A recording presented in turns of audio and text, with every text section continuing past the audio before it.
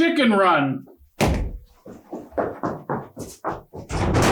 supposed to turn the knob.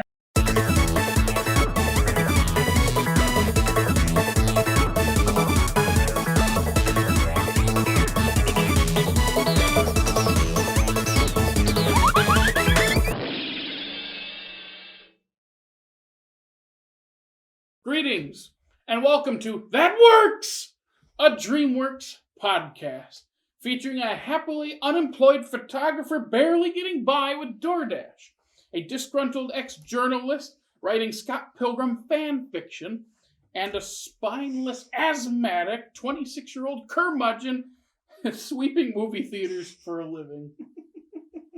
What a life. Yes. So, as we've mentioned in previous episodes, if you tuned in, we worked through the DreamWorks catalog chronologically, starting with Ants, working all the way up to here, the fourth one, Chicken Run, which was made by Aardman Animations and distributed through DreamWorks in I think it was originally a 4-movie deal, which ended up being 3. We'll get to that in a later episode. But Chicken Run came out in 2000, the same year as The Road to El Dorado, the previous movie we mentioned, and it was a much, much bigger hit, even being nominated for a Golden Globe for Best Motion Picture Musical or Comedy. I had to bring that up because for an animated movie before its own category, that's a big deal. It's impressive. And before we go further, as we always say, spoiler warning. We don't want to ruin anything in the movie. We want to keep the magic of that available to you. Yes, it's a 20-year-old kids movie, but hey, we don't want to be jerks. No. So, Chicken Run. Imprisoned on a chicken farm, Ginger dreams and schemes of escape for her and all her hen friends. After many failed attempts, hope comes in the form of an American circus rooster named Rocky, who claims he can teach all the chickens to fly. Ginger and the chickens must all learn to fly and escape before Mrs. Tweety kills them and turns them into pot pies.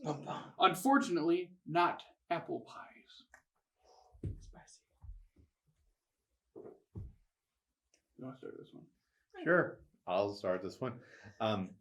So as I mentioned in the last episode, there was this weird kind of period in my life, mostly high school, where I didn't like movies. Didn't really like animation either. I remember seeing the advertisements for this and just thinking, oh, heck no, like what even is that? I don't know whether it was an overdrive of claymation from my mom forcing Rudolph the Red-Nosed Reindeer down my throat every single year. Yeah, that'll do it to you. Or what it was, but I just completely didn't see it, and it got so bad to the point, and this is going to sound very stupid. It got to the point where I confused this movie with Chicken Little, even though they're like 5 years apart. I don't know. Completely different animation style. I don't understand how it worked. It's the chicken. It's got to be it. It's a chicken. All it's missing is Zach Braff popping out of a hen house going, "What is this, some kind of chicken run?" And then his voiceover starts, and little did I know it was. I'm sorry. That's a good impression. Thank you. Hey, I've written papers on Little Did He Know. Little did he. Sorry. Continue. Anyway, long story short, this is the first time I've seen this, and I'm a different person than I was back then. Obviously, I really loved it. We'll get to this later in the podcast. I don't think it's a movie that could be made right now and have any sort of success or get greenlit or anything like that. But the animation it's very unique. It's very detailed. I don't know. Was it actually stop motion or was it some kind of weird? It's stop It motion. looked. It's It stop definitely motion. looks like stop motion. Okay. Or the other term is claymation. I know some people don't like that term.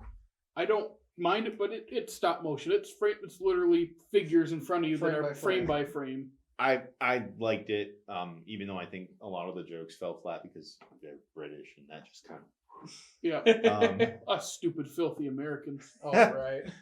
exemplified by Mel Gibson in this movie. Rated G. I think this is one of the only Gs. PG.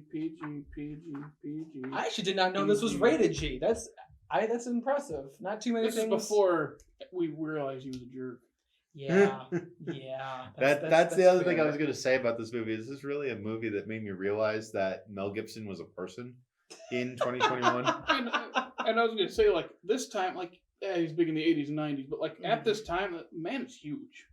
That is true. Yeah, in Still 2000, recognizable, he but was. big fall from grace because of He's not being the nicest person, to put it lightly. No. Anyway, those are my opening thoughts. There Fair you go. enough. I will stand by the fact that I think you're wrong because I didn't see this when it came out either. This was You didn't? no, Oh, I thought you said you did. No. Interesting. yeah, this was one of the new ones, but I mean, it's still. I found it's a fun. You're right. It's a fun movie, and I really enjoyed the stop motion, and I appreciate I really love stop motion. I think it takes a lot of time and effort, and you really have to know what you're doing to make it look good. And these guys knew what they were doing because it looks great. It was just, yeah, I'll stand by that. It was a really, really good time, and I really enjoyed just feeling like a kid again watching it. I really brought out just like the kid feelings. There's a better word to use for that, but the kid feelings. Nostalgia? No, thank you, nostalgia. I took my whole opening statement. I lost. I will say the nostalgia part of this comes from there's a friend's house I go to all the time, like your best friend when you're kids. And, you have a lot of movies at your house, but for some reason, the movies at your friends' houses are just so special. They're always better. And we'd be over there, and he'd pop in that VHS Chicken Run, and we'd just sit there and laugh. And half the humor we don't even get because it's a bunch of British chickens. Like, but for some, we're laughing, we're having a good time, and like the end thing when the thing is flying off, and it's just so much fun. Yeah, It's a lot of fun, and this is a kid's version of The Great Escape, but with chickens. And there's nothing wrong with it. I love The Great Escape. I love, like, everyone, I feel like everyone has a certain soft spot for, like, chase scenes in movies, like heist movies. Like, even if they don't necessarily like it, there's something just so investing about when people are trying to pull something off or escape from something. I don't know what it is. Because, like, I like him, and I'm sure a lot of people don't. I don't know what it is. You just get caught up in, like, it's all about the build up to it. How are they planning for this? Because most of this movie is them trying to fly. Planning. You're right. Yeah, it is planning. And I tell you what does it. Actually enjoying the characters and enjoying their banter. Because like that's what it was. Like it was just fun. Like hearing like the banter, like the general, like just the well written dialogue. It's like it's fun. I keep using the word fun, but it is. People have seen this everywhere. It's on a Letterboxd review even to bring that up. But it's like someone said, this is the first movie that taught me what wordplay was as a kid. And when I read the review, I go, and I'm going to say the quote in a second, but when I read it, I go, yes, I remember this. It's when she says, well, then, when there's a will, there's a way. And yes, I will be going that way. Yeah. And as a kid, I was like, that's funny. Oh, that's hilarious. And even now, I'm like, I see what you did. It's not super clever, but that has to say something about how kids enjoy it. Mm-hmm. Yes, it's considered wordplay. It's not the most clever, but it's funny, it's and still... it makes the kids laugh too. It works. Absolutely, no, I definitely agree, and it's interesting. Like, and granted, like, because the first time I saw it, I was an adult, like, but I could imagine being a kid and watching it, and the fact that you don't have to necessarily get the jokes to enjoy it. Like That's you just enjoy the natural delivery and it just the natural physical humor that comes from chickens trying to escape. Literally, yeah. I don't want to be a pie. I don't like gravy. I will say, talking about the writing and whatnot, obviously the whole Mel Gibson drama and whatnot, but his lines, like and I know it's a part of his character development, but he's constantly calling the main chicken baby doll or doll-face or something like that. And I look at that and I go, oh, that's bad. I don't. It's interesting to look at these old movies, and I think I've said this before in an earlier episode, but it's interesting to look at these movies and just think, this would not get made today. Just to see how it ages. Or it'd be very different. Yeah, like Yeah. They'd probably make him dumber these days. I don't know. I don't know that I'd like male, that though. But that's the thing. Like, it doesn't work as well if he's an idiot. Because he's not an idiot. Because he's a swindler. He's trying to con his way. Mm-hmm. Just kind of because he's trying to get away from the circus and all. But at the same time, it's like, yeah, it's a liar reveal plot. We're gonna run into a lot of these in this podcast. I think this one works better because you don't have the big fallout scene. He's just gone, and the truth is revealed, and no one's like yelling and screaming. It's just this very sad moment where the focus isn't he lied to us. It's more about we're gonna die. We're not getting out of here. Like, that's a really well done scene where he's gone, and she finds the rest of the poster, and she just, as she's walking up, and they all see her, and they're happy, and they look, and then their expression changes because they see it on her face, and that's something you can relate to when you see someone's face change. She puts it up, and the lightning crashes. You're like, oh no. Yeah. But he redeems himself. He hits Mrs. Tweedy in the head with a tricycle. Yeah. And also the Tweedies are hilarious. She's great, and her husband, the poor guy, makes me laugh so much. Like, I'll bring up the whole, as I made the joke, where she's like, chickens go in, pies come out. Ooh, what kind of pie? Apple. My favorite. That's funny enough. But the thing when I wrote down in my notes is, there's one little scene that nothing is said by them. It's just a real quick shot, and it's the circus comes, and the main characters are talking, and it cuts to them, and he pulls out his torch, his flashlight, and he just turns it on. He's making this face like he's so proud of himself, and it's real quick, and I've never caught it before because it's a throwaway moment. But I was laughing so hard because he's just showing off this flashlight, and he didn't have to say anything. Perfect. Which I will say, they kind of did a similar, like, the majority of the movie. Like, the humor was like it's faster and it's a little wittier. I think I really do feel like it's like a fast-paced comedy when it comes to that kind of stuff. And of course, I should bring up my favorite character of the whole movie, and that would be Fowler. Every time he opens his mouth, being, as everyone calls, an old soul, of course they're going to be drawn to the cantankerous guy talking about the glory days and the RAF. Yeah. Every time he opens his mouth, and when he's insulting Rocky, I'm just dying. I'm laughing so hard. And especially when he starts ranting and raving, and Junior's like, thank you, Fowler. Yes, well, see you back in my day. Thank you, Fowler. Oh, well, quite right. It's so funny. And then he's just a mascot. The whole time, he's like, of course I didn't fly. I'm a chicken. I go, okay, that's funny. But then he flies it. He literally, which I do appreciate. What? I do really appreciate just how simple it just them trying to fly. I don't know why. That's just a simple, stupid thing, but it works. It works. Because if they were normal birds, they could fly. They just get out. But nope. And I love all the Great Escape homages, especially. It's mostly the last one where she gets on the cart, she ding ding, and they pull it, and she digs and sticks her head out just like Steve McQueen does in The Great Escape, and even is throwing the ball against the wall when she's in the cell. Yeah, and of course it's just like a dumpster or something. Yeah, solitary. There we go. And I'll not to take a turn too quick, but for some reason we talk about how funny it is and how much I was laughing. I feel like I wasn't laughing as hard this time. I don't know why. I think it's because I've seen it so many times. That's much older. Fair. But I was laughing hard, but just not as often.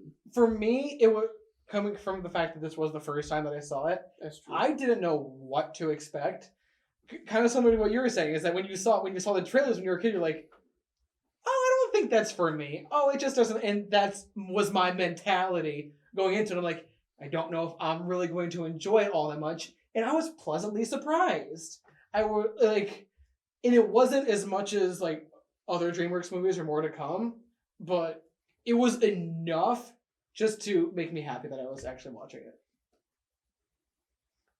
You're about to say something, were you? I was just thinking, you were talking about trailers. It's interesting how the trailers have changed over the years. Because, like, you can look at a movie now, you can watch the trailer, you can see all the funny parts in the 30-second trailer. That is true. I feel like it's enough to make a judgment call whether you want to see it or not, but there's also so much more. And I don't know if that's a difference in editing or if that's a difference in marketing. Probably one and the same. Yeah, But I mean, that's interesting because I don't know what I now got me thinking. I haven't, at least for like the first three, and granted because they came out so long ago, it's probably why I don't remember the trailers for those. But I still was like, this came out would have been 2000, so I still would have been really young. But for some reason, I can remember the trailers for this, and I don't know why. Do you remember the VHS? It was a VHS trailer, Yeah, and it was pairing it with Road to El Dorado, The Road to El Dorado, and Chicken Run. and check it. Yeah, yeah. And the Maybe shot that's is like them riding the horse, and then it fades to like Ginger walking towards the camera. I don't know what movie that was for. It probably had to be a DreamWorks movie. I half wonder if that's why. probably Prince of Egypt It might have been. Yeah, that's probably what it was. or Shrek or something like that. Something. I just remember just the way he reads it. And Chicken Run. And Chicken Run. Maybe that's why I remember it so much, is Well- because they used to play in front of the VHS tapes all the time. I think the reason that I remember this one specifically as opposed to like the Road to El Dorado, like I remember the advertising for this. I remember it was on cereal boxes everywhere. Like it was for like 6 months. It was like everywhere. They were really pushing it, and I just remember every time I saw it, just going, "Nope, hard no, get it away." And it's a shame because it really is a pretty good movie. Now we're getting a sequel. We're getting a sequel? Yeah, you didn't hear about that? Like No. now, it's not through DreamWorks because Aardman's going through. I think it's Fox. Well, I have Fox to is check. dead Of course, now. another thing I didn't look up right before, but Aardman hasn't worked with DreamWorks since Flushed Away, and they've done like Arthur Christmas, Early Man, the Shaun the Sheep movies. Mhm. I think their next movie is the Chicken Run sequel. I have no Huh. idea what it's going to be. How we break back in. That's it. We Oh break yeah, they're back literally in. breaking back in now. That's it. You're right. That's exactly what it would be. And that's the thing. Do you bring Mel Gibson back? No. Oh. Because it's funny. 'cause Hard no. That one was Bad a movie. hard pass. it's like the thing they cover on BoJack Horseman, and they probably covered other things. But I just remember like that whole thing in season. I think it was season 5. Like if you do something bad, you just go away. You apologize. You go away, then you apologize, and you're back. And then you're Everyone back. forgets the bad thing you did. I as an American society right now, as a world society right now, I don't think you can. I don't think you can bring him back right now. They People tried. may have forgotten because that theory is kind of right, but I don't think right now. No, And they tried. Like he directed. unless Hacksaw Ridge, Yeah, and she was in like the daddy's home. Daddy's Home 2. Yeah. Like unless they made that decision prior to the last 2 years. yeah, Yeah, that's fair. It's But just, and I mean, the movie. Who knows when it comes out? I don't think it's anytime soon. I don't know when it's slated for because these things kind of take a while to make. On, oh god, I this mean, the pandemic hasn't helped anything no. in that manner. And Although stop motion animation, I guess that would be one of the easier ones to do, but still, it's I mean, couldn't you technically do that with like a 3 or 4? It'd take forever in a day, but it would. also, but- how much different is it going to look? Because Is if it you watch Aardman's movies since, yeah, they step up their game. It's still the same it's a style distinct, and it's a pace very of the distinct comedy, style. but technology does improve, and they've done some computer animated stuff too. Mm-hmm. Because Flushed Away and Arthur Christmas are not Mm-hmm. stop motion, but then I think everything else is. Yeah, well, it's interesting that you bring up they're making the sequel. It makes sense when you look at their budget and how much it made. Yeah, back in 2000 though. That is true. Back And in this 2000. was their feature-length debut because they had been known for the Wallace and Gromit shorts. That is true. That is true. Which all 3 of those are fun. Those were I think fun. I've seen all 3. I know I've at least seen The Wrong Trouser. That's the one that most people I feel have seen. That's probably the best one everyone said.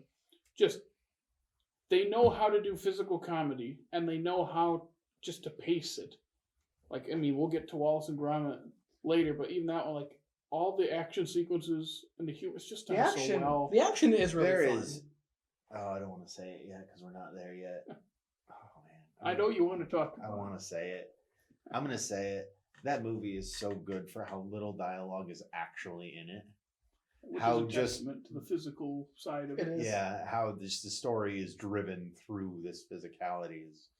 And it's kind of the same way for this, except the It's chickens have a not- bit more dialogue. Like, I was gonna say they still use physical humor in it, and like having claymation is you can make that really interesting.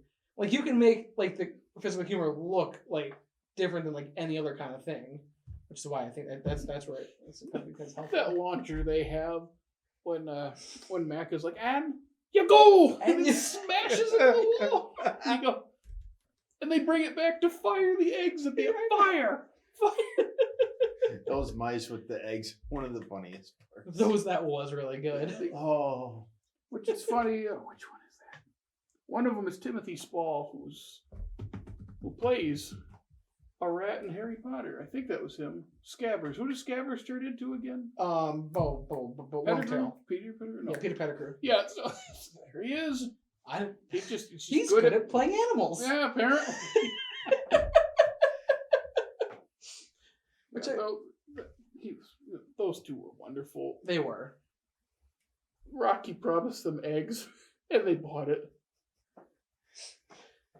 And at the end, when they're talking about the chicken and the egg thing, now you need the chicken to get the egg. And they just keep talking as it's panning back. I was laughing pretty hard. That was a good part. It's just fun. I think that's what we said. Yeah. Again, it's probably because I've seen it so much. I wasn't as into it this time, but I still had a pretty good time. yeah. Like I said, my expectations were low, and I think that's why I enjoyed it. Is because they were so low, and it's a good time. Exactly. There were parts of it where it got a little. When the story slowed down, I got a little disengaged from it, but it eventually pulled me back in. I finished the movie, so That's true. Yeah. It is. It's enough to finish it. Mhm. I actually probably would rewatch this, but it's not at like the top of my rewatch list. Yeah. That's kind of where I'm still standing questioning. So the part where she swings the axe at Ginger when they're flying, at. Mhm. and you think she's headless for a second. Is this little chicken holding a grown adult woman with one wing? Yeah. Like, 'cause she goes, toodaloo. I go, So, isn't she holding on to like a kite rope out of the back of the airplane? yeah, it's the lights. It's the Christmas lights. Yeah. But but it's been cut, so she's holding it. So one of her wings is holding this grown woman up in the air for a second. I go, I feel like we're questioning the physics of a stop motion kids movie that's 20 years old. But you think once they Is that fit a it nitpick? That's how many bad things we have to say about this film. It's We're not talking- a negative. It's just I was thinking about that. I go, how is she doing that? She doesn't even have thumbs. I mean, She they does have kinda thumbs do in the this, movie, and though. this, yes. Well, no wonder they couldn't fly. They had thumbs. They should have just. No, whatever. We're talking about logic and physics in a stop motion movie. Kids About movie. chickens escaping. The music's being really made good. I into just want to apple get that. pies. I just want to get the music is really good too. It's very fun. Mm. I actually didn't think about the music until you just pointed it out. It feels a lot like The Great Escape 1, 2, which is also like it's weird how it feels fun. It's not necessarily a super fun movie. There's fun parts to it, but you know what I mean? Like, it's not the kind of music you'd think for Great Escape. But then this one, it's like, oh, they're playing off that, and it's wonderful. Yeah, and actually it fits it really, really well. Well, do we have any other thoughts on Chicken Run? Any at all? Let's get them out now. Forever hold your peace. I mean, the dry British humor is wonderful. It's the first of 3 that we see. Mm-hmm. For Aardman through DreamWorks. Yeah, which none of them really are even anything like that. Nothing in the DreamWorks catalog is anything like this. So I was pleasantly surprised Although I was not looking forward to watching this one. Just from the gut reaction that I had. Yeah, I think you texted me. You're like, "Wow, I actually really like this." Yeah. And I was like, "Yeah, it's good." I don't know why you weren't excited, except now we do know. Yeah. I was pleasantly surprised. There you go. That's about it. Honestly, I will mirror your thoughts. I was pleasantly surprised as well. I will say I did not realize, and granted, from the trailers, even though I saw them a while ago, I kind of knew that the humor was going to be different. But I appreciate the fact that it plays very differently than the first three movies, and like your standard what you think a DreamWorks movie is going to be. Mm. And I like that. I like that it's able to at least stand out a little bit more from the crowd than other DreamWorks movies. Thinking about it now, the DreamWorks catalog it's a pretty diverse catalog, isn't It it? actually is.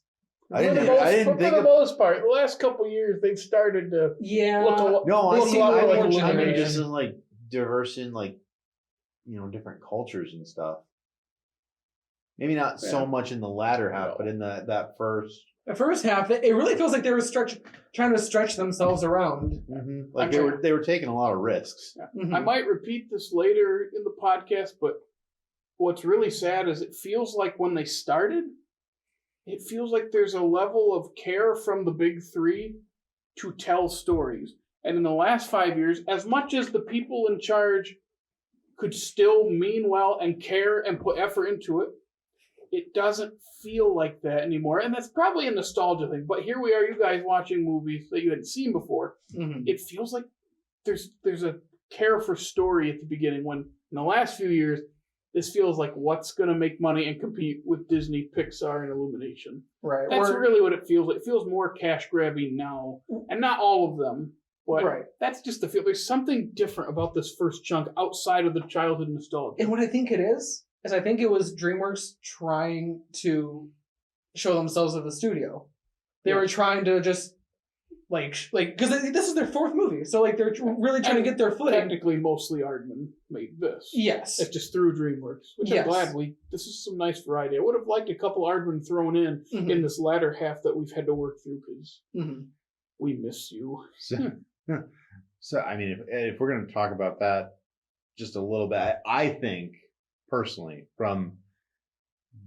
based on what I've seen in like the latter half, like I would say beginning maybe with B movie or something like that, Yeah. even like that. I think it's a sign that people my age are starting to make the decisions, like the writing decisions and like what's going to be pushed in this, because I feel like most of the latter half is all just memes and pop culture, and that's it. That's honestly really fair. Because that's what makes money now. Yep. Yeah. Give it 5-10 years, But like, it's not going to be as fondly remembered. So it's the whole thing of make money now or have just a bunch of people on the internet like your movie later. but Really? if someone like my dad's age is still making the decisions, that's not going to happen because he's not going to know what memes are. Right. So Yeah. I don't know how valid that is. No, It's just what it I makes feel. sense. It really that's how I feel about like modern movies. Well, not all modern movies. Sorry, that's how I feel about like modern DreamWorks. Is that they've really just tried to just appeal to the most basic and, Tropes of the day. Mhm. And that Where would is- tie it. Yeah. Oh, sorry. Yeah. Just last thing is these still like have some tropes in them, but Maybe it's It because just- they set the tropes. yeah, exactly. And They tying, set them. and tying into my little closing thought, again, it's not, maybe I wasn't laughing as much because you see those. It's like, oh, yep, see that all the time now. So it's not like you're tired of the movie. You've seen what this movie laid the groundwork for. It's like Mhm. when you watch an old movie that does something that a lot of new movies do. You're like, oh, okay, and then you have to think about So it. just realize No, that's- this is the that's what early. This is started like it. the earliest we've used this. When this came out, we weren't doing this, so that's why it's all about time frame Context. and context to when this all happened. But I still love this movie. I'm never gonna get the same feeling when I'd go to my friend's house and watch his VHS copy. That's because it's a memory, though. Thank you for pointing that out. Now I'm gonna go home and cry. But I can still appreciate the fact that I can pop this in whenever because I have the physical copy because I'm old. I Again, can just pop this in. 1935 over here. So, All right. so yeah. Also, Fowler's line about Americans always gets me. I didn't say this earlier, right? Because I'm going to say it right now. Go for it. When he says, pushy Americans, always showing up late for every war, overpaid, oversexed, and over here. Always gets me. That's Americans for you. I almost said the man. The rooster is iconic in his own way. Oh yeah. A lot of people, I talk to so many people who don't like the style. They don't like the Aardman movies. They're like, it weirds me out. I don't like stop motion, and that's fine. But it's sad because I really like their style. It's unique, It's one of those things you can see a still from one of their movies, even if you haven't seen it, you go, oh, and you just that know. looks like an Aardman movie. Mm-hmm. Still very different from other stop motion movies too, because Yeah. you look at something like something Tim Burton produced. Oh yeah. The stop motion is used. Or like Leica. Yeah. Like Coraline. That's one of my favorite movies. It's very like night and day that's different, but it's literally the same completely different. style of like It's a lot- animating. So much, like, I don't know how to explain. It's not as smooth moving because it's supposed to It's not supposed give to you be. this creepy feeling. And there's a Yeah. lot, they use a lot of fabric and like cloth, whereas this one, it's clay. Mhm. And I think that adds a lot of character to this. Actually, It you know what? does. You know what? I didn't think about it consciously until just now, but you know what? The Aardman movies remind me of. There was a game in the late '90s that I had for PC called The Neverhood. But never. It was an entire world sculpted out of clay. Memories. Anyway, go ahead. Oh, that's it. Yeah, there you I mean, I had something, but you let's talk about the Neverhood, and go. now I'm curious to see what this is. If there's probably video evidence of it somewhere. There's a full I'm sure. like go through the game. Oh, that's fun. It's like 6 or 8 hours long. All right, All you can right. watch Chicken Run like 7 times in that time. Well, I guess that's all we got to say. That's Chicken Run. Next, the next one we're going to cover is going to be the one and only Shrek, Here we go, kids. the most memed movie of this whole challenge, game changer in children's animation that is still affecting us this day. Yeah, well, this is That Works podcast, and we'll see you next time. See ya. Bye.